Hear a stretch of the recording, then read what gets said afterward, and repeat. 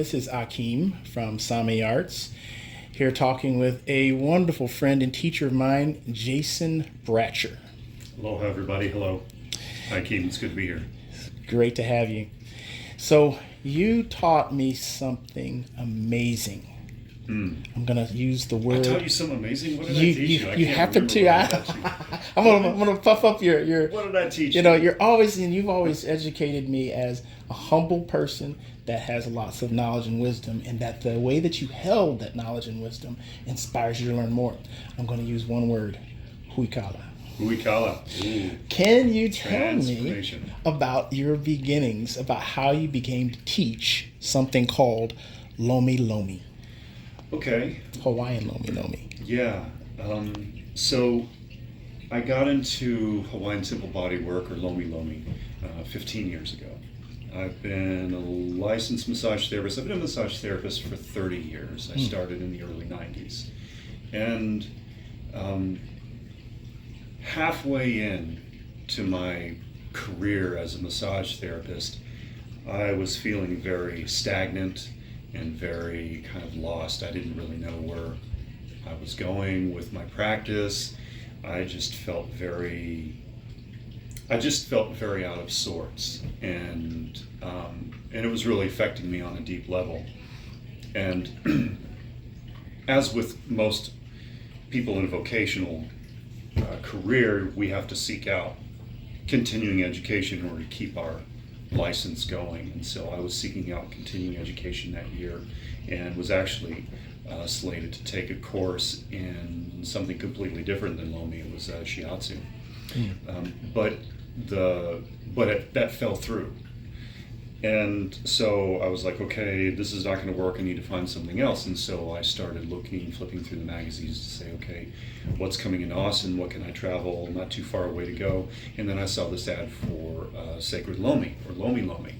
And back in those days, YouTube was just getting on the scene, and a lot of business entrepreneurs and people were putting demonstration videos of their stuff. And so I got to see this man, his name's Tom Cochran, perform and do demos of Lomi Lomi and give kind of a demonstration of it. And just something really spoke to me in that demo. I was kind of skeptical at first, and I go, well, and he's coming to Austin. He's coming to Austin at the right time. So I decided to go ahead and take that workshop.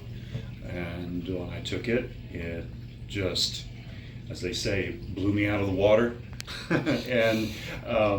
and just had a profound transformational experience. It really opened up my heart and my being and my body to the possibilities of what sacred touch and massage therapy could actually be. And it also stirred all of this other stuff within me that I had just kind of repressed and held back for the longest time. I grew up in kind of a weird, sort of dysfunctional southern hippie, new agey home background. Native Texas? Kentucky. Kentucky. Wow. Yes, Kentucky. What's Kentucky like? Oh God, I couldn't really tell you much. I heard there's a difference between east and west, like in Tennessee. Is that true? Yeah, I mean, eastern Kentucky as far as western Kentucky. Well, it's all Kentucky to me, but there's most of what the difference is with Kentucky is kind of a north and south thing. Ah. If we go back to those times and Yes. everything, Kentucky was considered to be one of those Battleground border states, that was kind of part Union, part the other thing. And that was bordered by the Ohio River, which was called the Mason-Dixon line at the time. And everything south of the Mason-Dixon line was the South. And everything north of the Mason-Dixon line was Yankeedom. So I grew up, I was born in Louisville, Kentucky, but my family is from southern Grayson County, Kentucky, which is just south of Louisville. And then my mother's family was from southern Indiana, which those two states were kind of back and forth. It was real interesting. But I grew up kind of in that environment for a little while, and then moved east into Missouri for a little while, and then after that, in the late 70s as a little kid, moved to Texas and spent the better part of my life being raised here in Texas. So I guess if you moved to Texas in the 70s and you're a little kid, you're kind of considered native, I guess, or you're considered a Texan or something. So I pretty much consider myself that, but I've lived other places. So my roots were in Kentucky, but then everything that I acquired and that I learned and that shaped who I am, I guess, was here in this state. And this part of the state, because it's said that we're in the Austin area. So in the Austin area, it's said to be blue in a sea of red. This is politically Democrat, Republican. They talk red is Republican, blue is Democrat. Right. Is that true for you? It's well, I kind of think of Austin and the surrounding area as very purple. It's very purple. It's a mix of blue and red as far as the ideologies. But one of the things I really enjoyed about Texas is that Texans, people who consider themselves Texans, are very uniquely Texan. And sometimes that can be very separate from what a lot of the current political ideologies might be.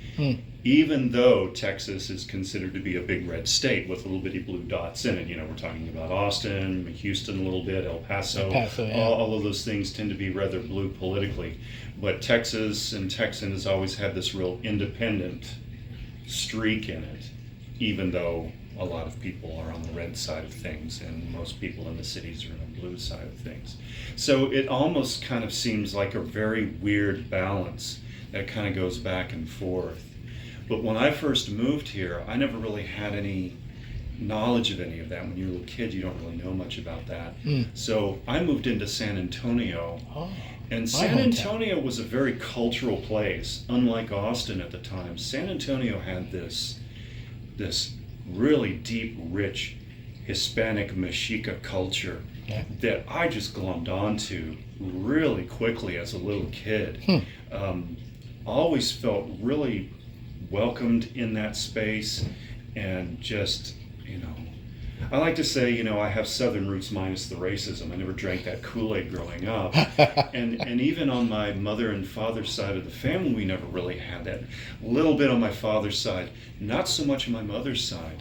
And so I grew up with kind of an eclectic background, but there was, hardship, dysfunction, just like with anything, but not really growing up with any one type of denomination of religion or anything. But my father was he was a guy who was a personality that was on the radio a lot. He had that voice, that disc jockey voice, and he was very popular in the 70s in Louisville, Kentucky, but he was also into astrology, into the things that a lot of the baby boomers were kind of into at that time, was kind of getting into that expansion of consciousness, Age of Aquarius type of thing, the hippie movement, protesting the Vietnam War, but also there was the astrology, there was the New Age that was coming into being, there was the feminism, the all of that sort of stuff coming into it. And so he really got into astrology, but he was also into Native American stuff because our family had Native American roots, even though I don't really look Indian. I've got a little bit of it in our heritage, but we don't claim anything. And so I grew up with a lot of that influence. And then moving into San Antonio, I started to see another type of culture come up. And that was being exposed to the Hispanic culture and being connected in and seeing how those folks operated. And I felt like I was just in a sea of just culture and alternative things that were just totally foreign to me, being this little barefooted, snot-nosed, dirty kid from Kentucky, coming down to Texas and learning how to wear shoes and, and speak my letters right and be cultured and everything. There was just this sense of real, just well-rounded, educated type of, I don't know, it just was... Well, there's something also about San Antonio's vibe. See, that happens to be my hometown. Yeah. I was born I'm an Air Force brat. So my dad Yeah. was a cop in the Air Force, what they call an SP, Yeah. base cop kind of thing, pullovers and things. So if law enforcement, my dad's highly aligned with that kind of, the militant, like law enforcement. I could hear my dad walking in his boots at 4 or 5. So Right. I somehow silently modeled walking like my dad. I didn't try it. Just, you can't help it if your son who witnesses his father, and your dad's around enough. What I noticed about the Hispanic culture is that they seem to be there's this machismo aspect that I experienced, and the machismo is almost like a defending pride. As long as you respect my pride, we're good kind of energy that I always noticed about San Antonio. So I think I earlier on learned, because I was African American, so I'm used to not being a majority in San Antonio as well as here in Austin area. And I think there's something about the way that they were inclusive about people based on your creed more so than your quote unquote race. Yeah. Was that your experience too? It's interesting that you mentioned that. What I'm hearing from you is that you experienced more of the kind of male masculine side, and I experienced a lot of the female feminine side of things, because as a little kid, just not to go into a big story, long drawn out story, but parents divorced, mother remarried, we moved to San Antonio. Her second husband was a St. Louis, Missouri cop turned private detective that wanted to get into law school. So we went down there because he was going to St. Mary's University to study law. So that's why we moved to San Antonio. But when he was in school, and my mother and I had a lot of free time on our hands, I would go into the park, the Central Park downtown, and during the weekends, and there were always these little fiestas going on, where these little birthday parties and everything, and my mother would just kind of let me roam out there, and all of the women would see this little white boy walking around, and they would be like, "Hey, Bolillo, come here." Call me Bolillo, which means white bread, right? And so I basically got to eat and play with kids, and they were just very, they said, "Where's your mother?" Said, "Oh, she's over there," and so I just was like embraced and welcomed, like I was this little wandering lone orphaned wolf, and they just took me in, and so I got to really experience a lot of that feminine nurturing aspect of how the mothers and the women took care of each other and took care of the kids, took care of the children. So I had a lot of that influence. And also I think my mother kind of figured out, well, they'll feed him. I'll go off and be doing my thing, and I'll feed him, so I had a lot of independent alone time, even as a little kid, but it felt very safe. So I experienced that end of it growing up. But there was something else that I didn't really catch on to until much later on, when I became more consciously aware of just the deep-rooted history and heritage and culture that goes all the way back colonial times, of this sense of ancestry and this sense of really being tied into your elders and to the old people and the old ways. The Hawaiians call that the kapuna, the ancestors. The kapuna. And I'm not sure what they would call it in Hispanic terms, but it's just like, with grandmother and grandfather, and just having this real rich sense of family that I never really had growing up. It was always just sparse and just very, very broken. So I got to really experience that at an early age. And then just growing up in the whole aspect of Texas, and just being cultured in a way that I really didn't get up in Kentucky. Not to be disparaging towards Kentucky, but what I got in Texas and what I got in San Antonio in the beginning was just this rich thing, and it was very awe-inspiring to me as a little kid. And I was always just a very observant little kid, and was always just like right in it. But there were times when I would just be away from it, just observing everything and just being this observer.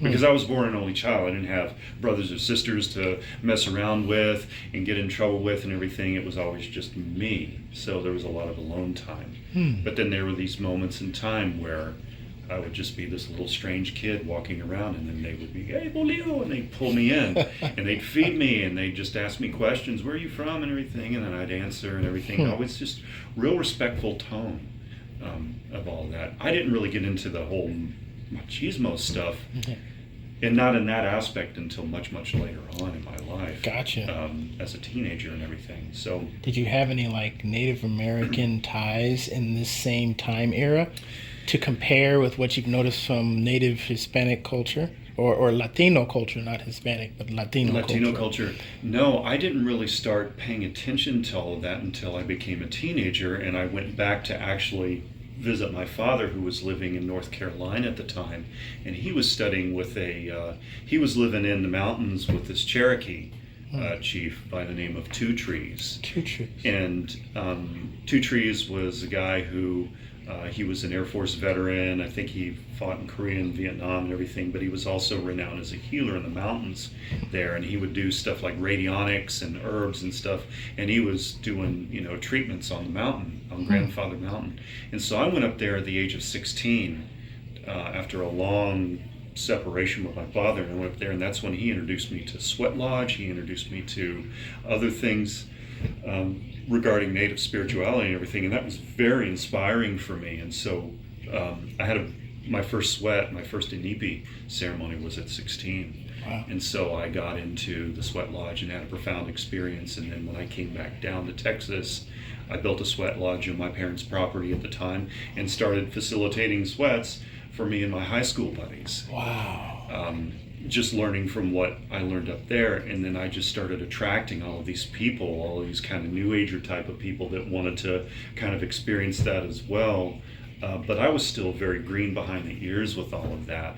But it was something that was really stirring to the core of me. And my native heritage, which it's very literal, it's like trace heritage, was Cherokee, and that was on my mother's side of the family. The father's side, not so much. Don't know.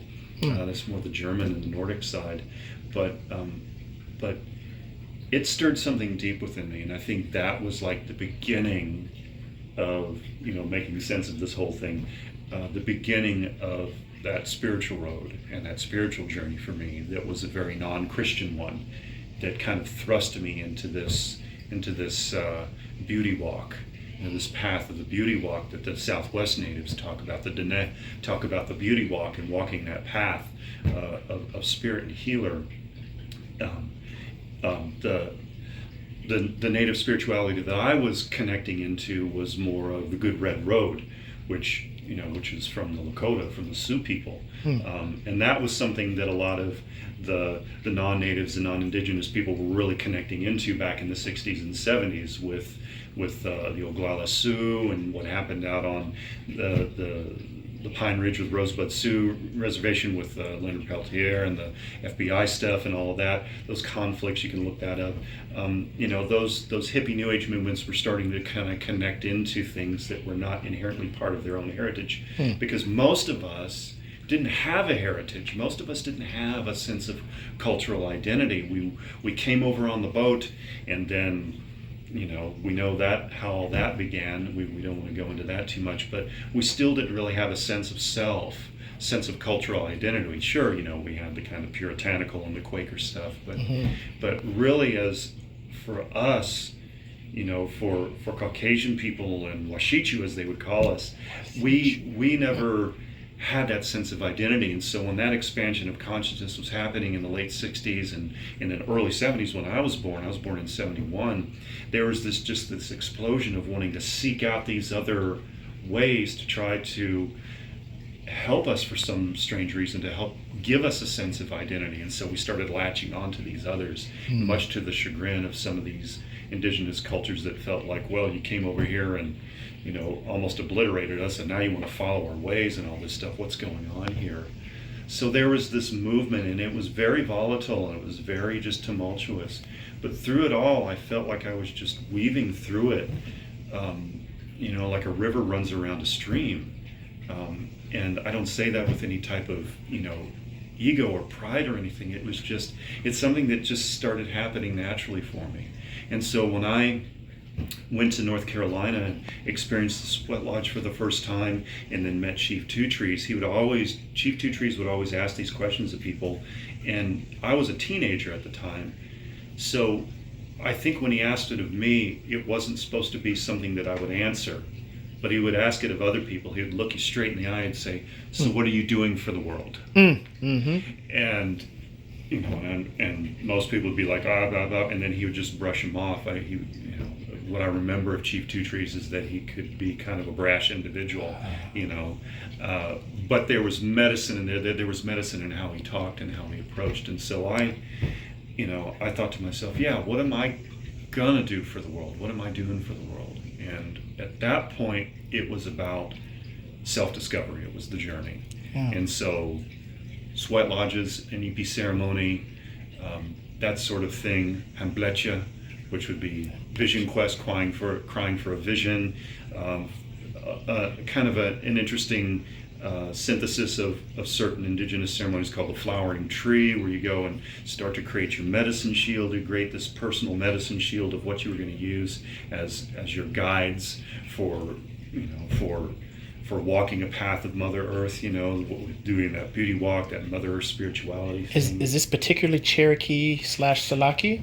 No, I think it was kind of a mishmash of a lot of things. Some Lakota in there too, and I heard some Dene, which is also what the Spanish called Navajo, by the way. Yeah, a Navajo, which is what the Satsana, the Anasazi people, who were not Dene people, right? It's what the Satsana called the Dene people, a Navajo, which meant the field people, or the up people. And then the Spanish came in and took from the ancestral Puebloans a Navajo and said Navajo. So Navajo was more the Spanish word of what the Dene people are. But if you go into the Southwest and you're on the Navajo reservation, or you're in New Mexico and everything, a lot of those people consider themselves to be Dene.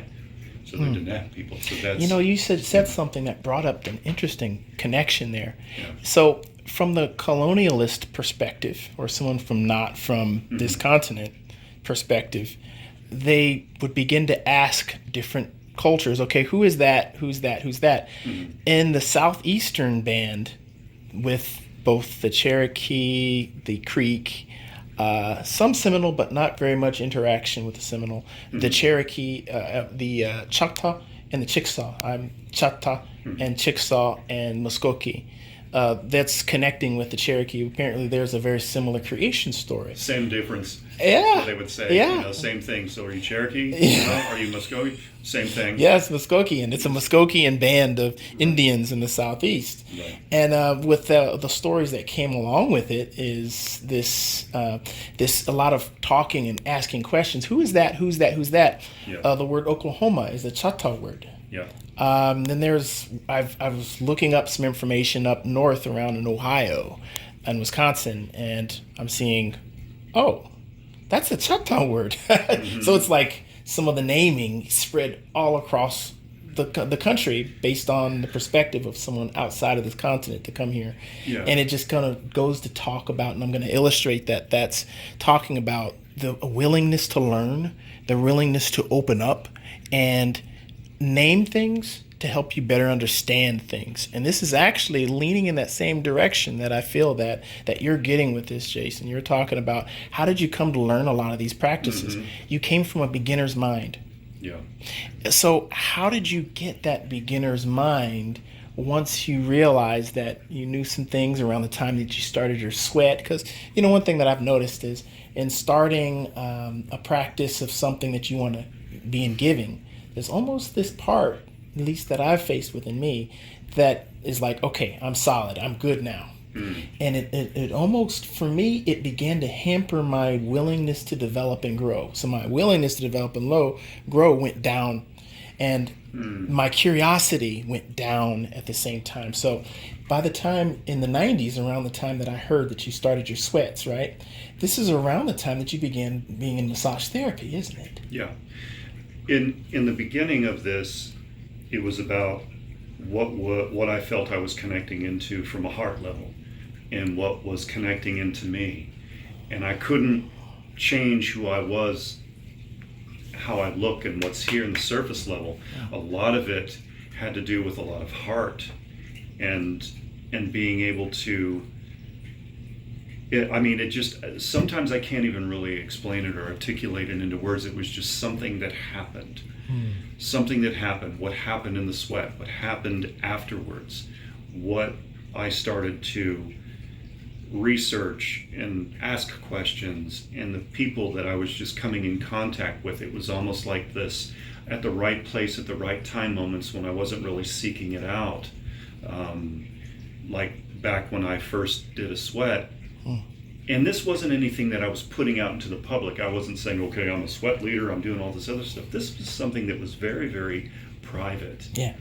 I felt like it was just this private journey, but I was sharing this with some of the people in my tribe, so to speak, you know, my high school buddies who were kind of on that road of self-discovery as well. And so I said, hey, there's this thing that I learned when I was in North Carolina.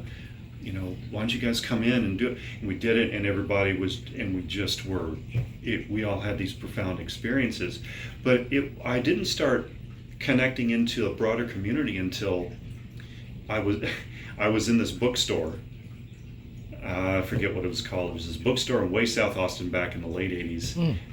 And I was I was in the New Age bookstore section, and I saw this really hot girl in their long black hair. She was just so hot. She was great looking, and I just, kind of shimmied over to her. And here I am, this, 17 going on 18-year-old, dumb kid. And, and she's a hot, and I looked at the book that she was looking at, and it happened to be a book I already had. I go, that's a really great book. And she looks at me, she goes, oh, it is? I go, yeah, it's a really great book. You should really read it. It talks about blah, blah, blah. It was Mother Earth Spirituality by Ed Eagleman, where he outlines the 7 sacred ceremonies that came to the Oglala people, to the Sioux people from the White Buffalo Calf meeting. And so, so I said, yeah, and I was just being a stupid kid, and I just said, yeah, I got a sweat lodge out on my property, and then all of a sudden, bing, instead of this, flirtatious thing, it became something completely different. It became this, really? How much do you charge for your sweats? And I looked at her and I go, we don't charge anything for sweats. We don't do that. You bring wood, or you bring food, you bring water, we bring some tobacco, we do prayer. I was taught very traditionally and had a lot of different, I had teachers that I guess were really conservative, but not in the way we think conservatives are. They were very conservative in how they shared information. And if they looked into you, and if they looked straight into you and they saw that you had a heart, they would share information, because they knew that they were passing that down to somebody that they felt would receive it well. And it didn't matter what you were. It didn't matter if you had black skin or white skin or whatever. All the elders I've ever talked to said, blood's one thing, but it has never been about blood. It was always about heart.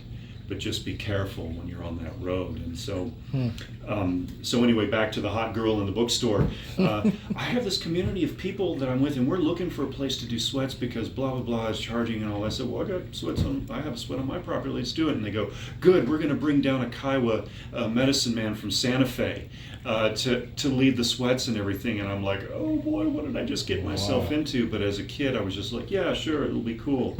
And so that's when I met Chief Cy Eagleheart.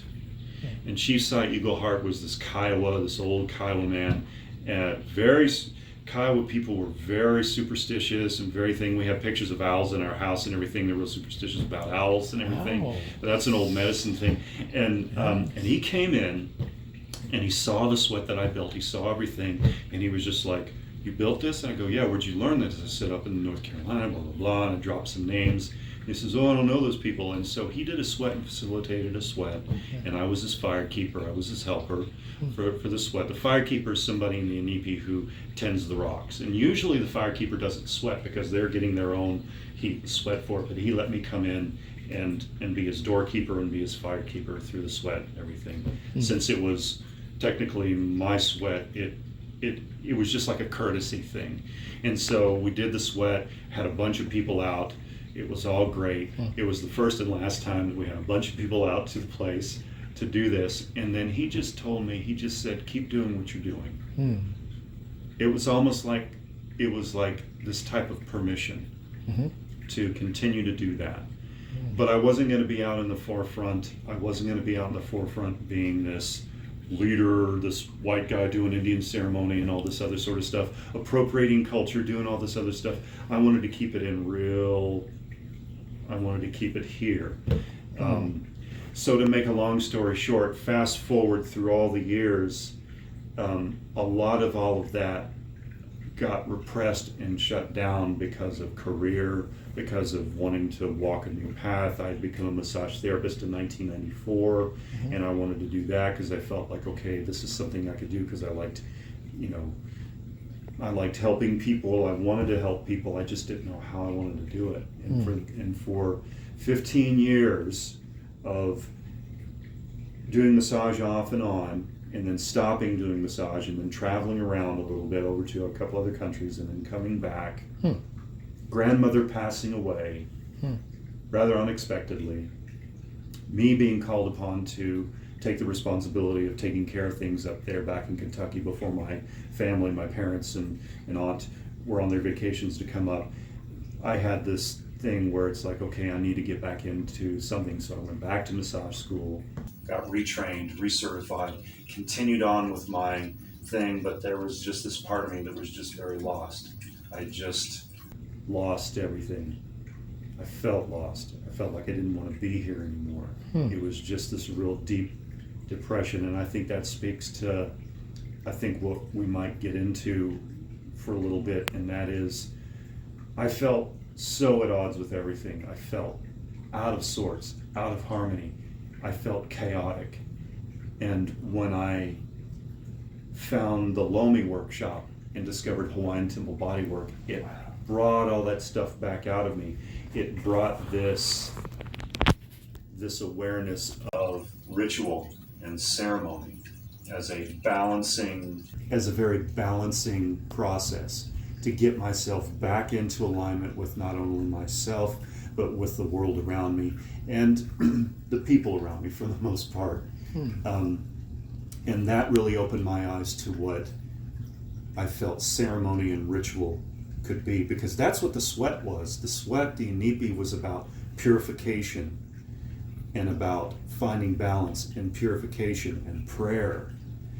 And ritual and ceremony has been used throughout any culture around the world as a way of putting into harmony those feelings of chaos, those feelings of disharmony with yourself and the world around you. Ritual brings it back to the center, puts you back into alignment. Hawaiians call that pono. Being in alignment, pono, to be right with. And so I started learning all I could about the ways of Hawaiian temple bodywork and the man who created it and the Native Hawaiian who created it, and just, dipping my being into the whole realm of Hawaiian temple bodywork and Hawaiian healing and in their culture and spirituality a little bit. And I found something that I never, and this is not to disparage anything that I learned before from my native heritage, from my very small native heritage background. With the native heritage, I felt like I could be into the primordial ooze of experience, because the sweat lodge and the inipi was like going back into the womb of creation, and those hot rocks, the grandfathers that were the record keepers that had not been heated for millions of years, and then they got heated up, and that energy and those messages and that record would come back up, and that would help you sweat out the poison and sweat out the stuff, and you felt grounded to earth, you felt grounded to everything. But there was this, for me, it was this real primal, archaic thing that I felt like I was really connected into, and it was positive, but it was dark, but not dark as in evil. It was just this, almost like this emotionless yet very powerful connection to planet and to environment around me. And Hawaiian temple bodywork brought the aloha, it brought the love in, it brought that different feeling that it was almost like, it was like supercharged in a way that I never felt before, because it gave me a reason to keep going, and it gave me the purpose that I needed. And it made everything fall into place and make sense for me as to what I wanted to do and what I wanted to become, and how what I was becoming was to be a facilitator. Not necessarily a shaman, not necessarily a kahuna, because I don't claim that, but to be a facilitator, to help people. And through my massage therapy career and learning about anatomy, physiology, nervous system, body, that sort of thing, learning how to connect with people. And I grew up with martial arts background too. I did a lot of martial arts back in the day. I don't do that anymore. But the energetics around that, mixing all of those experiences in to do the temple body work, and how that helps people, how that helped people to feel at Pono in alignment with themselves by connecting with another person. Ritual and ceremony, I learned that ritual and ceremony didn't always have to be this separate thing where you just sit and witness. You could be an active part of that ceremony. It wasn't about shaking a rattle and beating a drum and chanting. You could connect into that other person, that healing, and that's what gave me the inspiration to want to continue to do work in that way, and utilize all those other things as a foundation, as a support system. So I felt like my introduction into Native spirituality, Mother Earth spirituality, walking the beauty path, was the foundation that was poured. The house that was built on top of that was Hawaiian temple bodywork. That was my next question. That was the house that I could construct and build whatever I wanted to build to create me, specifically what I wanted to do and how I wanted to help people. I always had to ask myself these questions, and I think it's a question that maybe a lot of healers out there and people that want to get into that sort of thing, they ask.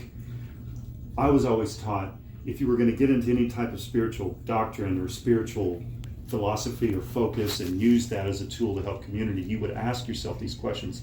How, and this is, you ask these questions first before it was ever about you. It was, how does this help my community? How does this help my family? How does this help the world around me? And then how does it help me to be better at all of those other things? And so when you ask yourself those questions, sometimes you get very profound answers, sometimes you get nothing, but you get these profound answers. And because it is a life of service, and it's not always that great. It's very rewarding, but sometimes it's not always that great, but it can be very rewarding.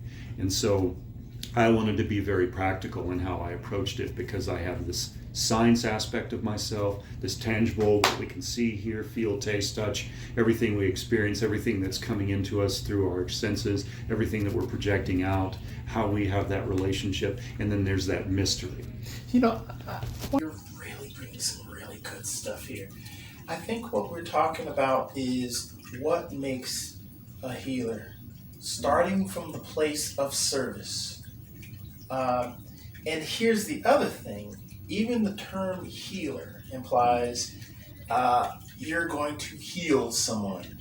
But really, and this is my personal experience, and I think I'm seeing a connection here in you and I's experience there, is that it's that we facilitate the healing.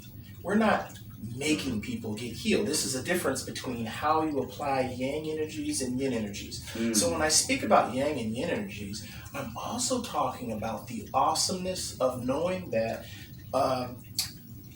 culture can act as an excellent medium with their ceremony practices. And the thing that happens with ceremony, which I think I noticed, I want to get confirmation, but with the learning from the Oglala Sioux Nation teacher, he brought you the practice of sweat, and then that connected with other of the I think it's two trees. I think you said his name was. Yeah, he was Cherokee, but there's sweat lodge in all parts of First Nation peoples in this country. They have different versions of the sweat lodge, but all have kind of the similar thing with it. Yeah. So the way that they apply it, for you, it appeared to be a framework, almost like a bowl. And then when you went into massage therapy, you were looking for it to connect to either being something to fill the bowl but it seemed to be more like the bowl with a little bit of heart in it and healing in it, because it was still well-intentioned. Same with a lot of the native work that you've done. It's well-intentioned to support you. That darkness that you mentioned, I've learned that to be sacred masculine, which is supportive, not injecting, just supportive, to help you hold what you've got in you and to help you let it go and bring it out, which is when divine masculine's operating, in my view, into a higher frequency way, it allows the divine feminine to actually come out and express in that heart, the huikala that you're talking about, the full love and expression and connection starts to come out. And it then sounds like that when you went into Lomi Lomi, it brought you that. Yeah. That's something to feel the bowl with. There's this it that also seemed to connect dots with you in San Antonio, with receiving that divine feminine, like love and care of family. Yeah. But then it also brought in this love, agape love element. Yeah. That allowed you to reach more people, just reach out. And from what he's shown me in my class that I took under his of Lomi Lomi, and just being introduced to Lomi Lomi right off, I could feel that the well-intentioned, even with our oils and with our mediums are reused, it was intentioned for us to find that place within us that's willing to hold space, not inject what we think needs to happen for this person. But we're holding a space, and it's a divinity, and then you bring divine, well-intentioned energy. Notice my hand gestures, right? So there's a groundedness that's coming. A sacred Mother Earth, there's a sacred masculine, Mother masculine, but there's also sacred Earth feminine from below. And then there's the above, divine, and they all both come in and fill that bowl with love. So to give you a bowl for your body to be on, your spirit to actually nestle with, to let you go through what you need to go through. Any good healer, teacher, facilitator, a person who's really just holding space for the high divine to come out. That's what it sounds like that has happened in your life. It's transformational.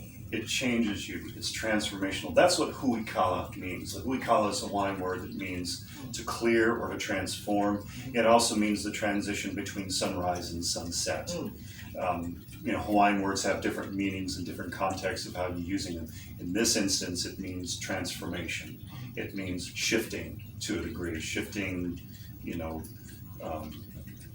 almost, it can almost be a release. It can almost be a releasing of things, and that was one of the main things that I had. And you're right, about that whole divine masculine thing coming up, and connecting with the divine feminine. It's a very fluid process, and in fact, a lot of what we do, and a lot of what you guys learned in the workshop about the techniques that are applied in that ceremony, in that ritual. There's this infinity pattern, this figure eight, this infinity pattern, the figure eight pattern. It's a serpiente, I'm hearing, It's a very fluid process where it is that masculine and that feminine energy coming into contact with one another, and you are this catalyst. And the mystery part of it, the energetic and the mystery part of it, is akin to what's coming through you that you might not necessarily know what's going on. It's just coming through you and working through you. So you're this clear catalyst, and being a facilitator of ritual and ceremony is having that balance of masculine and feminine, and also being clear, being pono, being right in alignment with yourself. The other person, and you're working in that other person with those forearm strokes and everything, that you're facilitating a change within them, but you're not changing them, you're facilitating within it.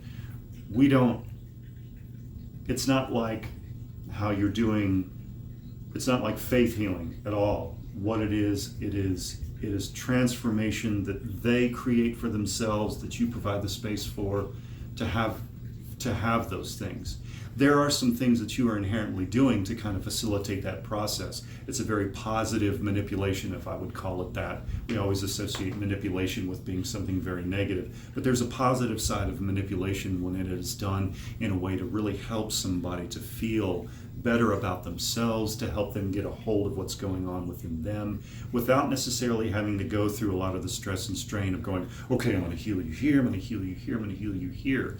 You will have this innate sense of working on that person, but coupled with your coordination and your fluidity and your rhythm, you create this whole total experience that people often feel when they're sitting in a ceremonial setting with a group of people and they're sharing in that experience where they're not necessarily being touched by anybody. Maybe the smoke is coming at them, maybe the heat of the rocks is coming at them, maybe the steam, maybe the chanting in the songs of of beseechment or of prayer or of honoring. They're doing that. They also feel that as well, and that's part of the ceremony as well, where that rhythm puts you in a state of mind, that coordination of how things are sung to you puts you in that frame of mind, and then the fluidity at which it is done puts you into that state of mind, a very watery, flowy feel to it. Mm-hmm. And that's the infinity wave. Mm-hmm. That is that infinity wave where it always comes back, constantly moving,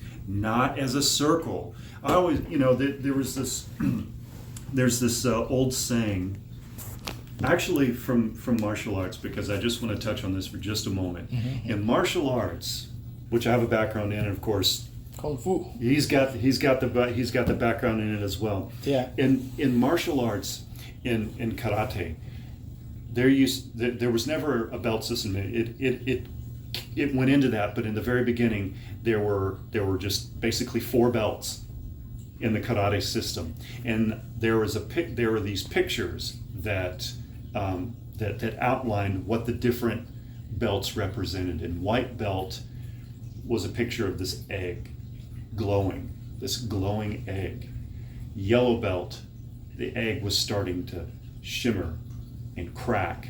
Brown belt, the egg was exploding with this warrior, doing this kick and busting out of the egg and everything.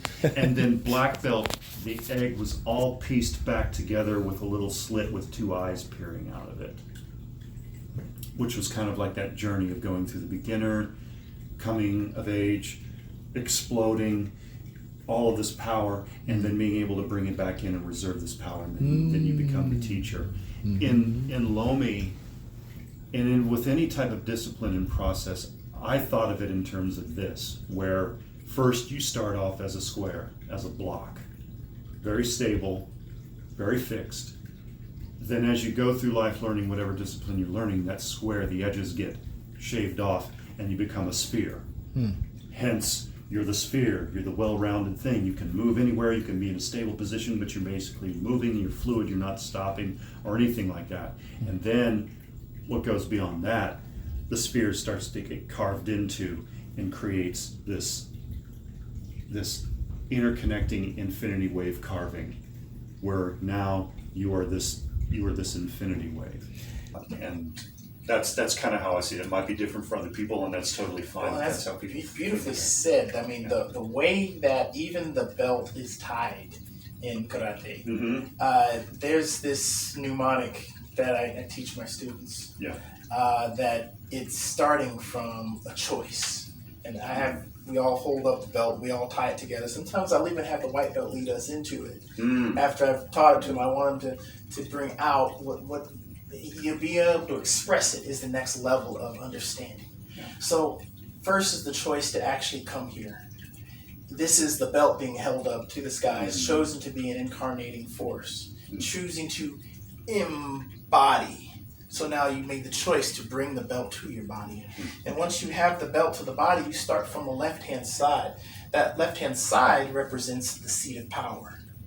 It's the seat of raw power. And it could be interpreted as complete yin. moving toward an understanding of how to facilitate, learn, get, and you're gaining all these different types of wisdoms and support from a lot of the people that who gave you knowledge and wisdom and shared their ways of how things work. And that's grade school, that's walking, that's talking, that's eating. And then by the time that you bring that belt that second time around, you're beginning a discernment process of what is you and what is not really you.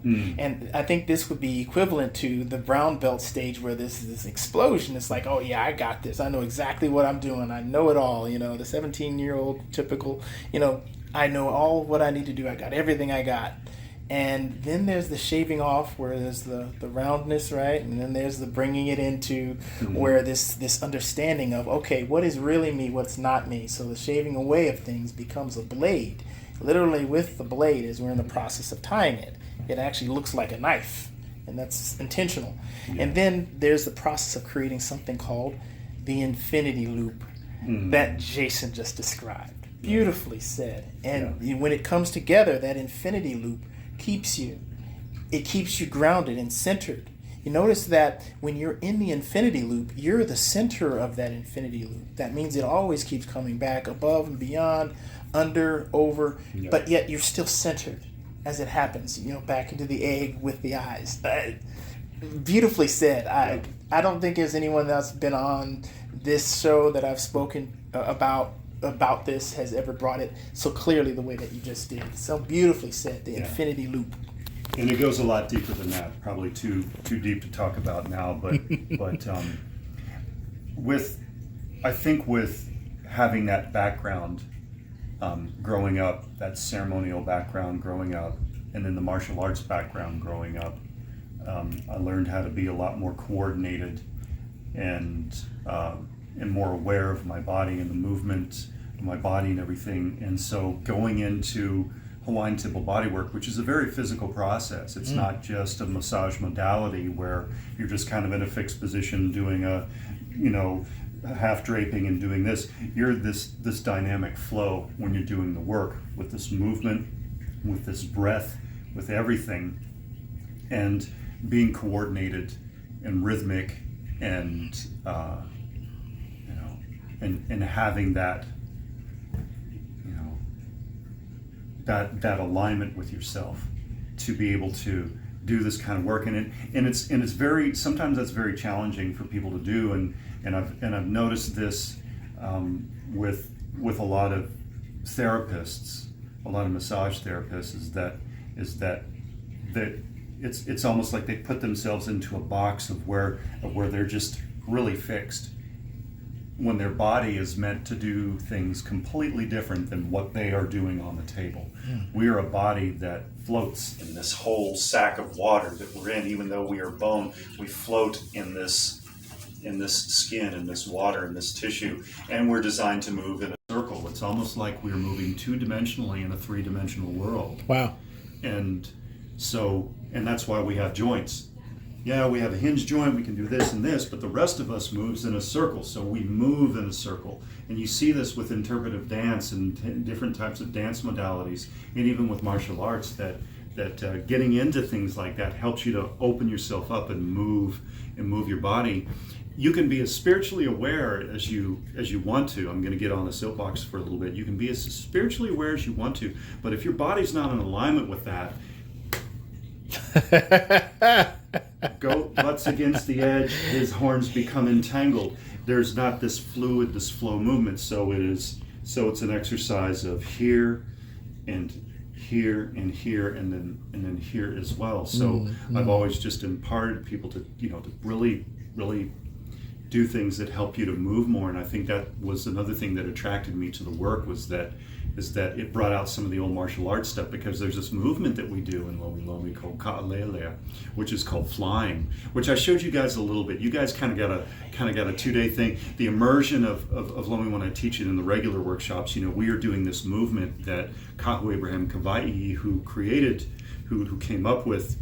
He was a martial artist, incidentally. He did martial arts. He did all of that, and but he created ka'alelea as a way for people to have that coordination, that flow, and that rhythm, that fluidity, that coordination, and that rhythm, because he saw that the haole, which is what the Native Hawaiians, Kanakame Ole Native Hawaiians, saw the haole, the foreigners, that they breathe correctly, they move correctly, and even though he was teaching haole how to do all this stuff, they were still kind of really just very choppy in what they were doing. And so he decided to create ka'alealea, which means flying, which is this rhythmic back and forth movement that is essentially a movement of personal navigation. The Hawaiians were navigators, they were master navigators, and in canoes in the ocean, not these big ships with these big sails, canoes that they paddled themselves from the different islands and even further south,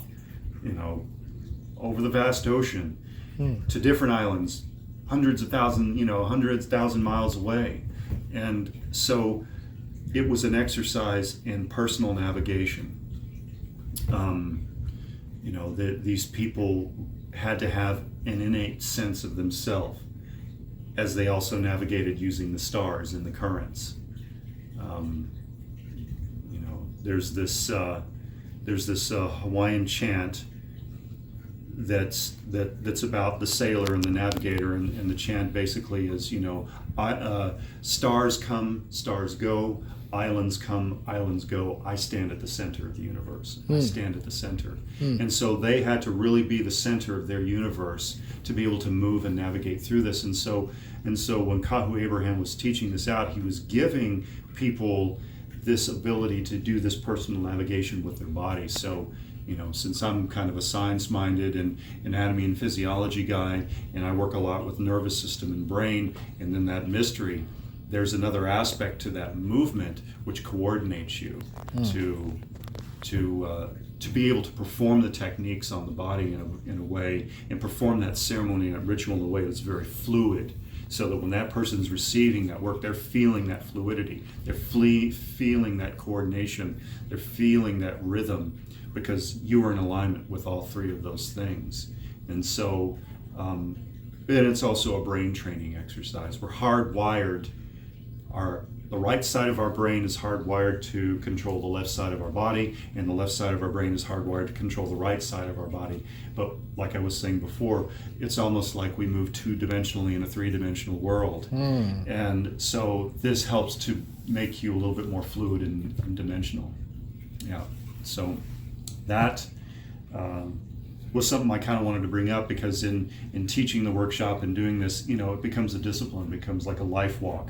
Just as learning martial arts or any type of discipline, whether it be a spiritual, shamanic, ceremonial discipline, whether it's a very physical thing, you start and you build these things and you continue to cultivate. You go through your trials and tribulations with it. You go through your dark night of the soul. You go through your catharsis, and then you wind up at this point right now, at this moment, right here and right now.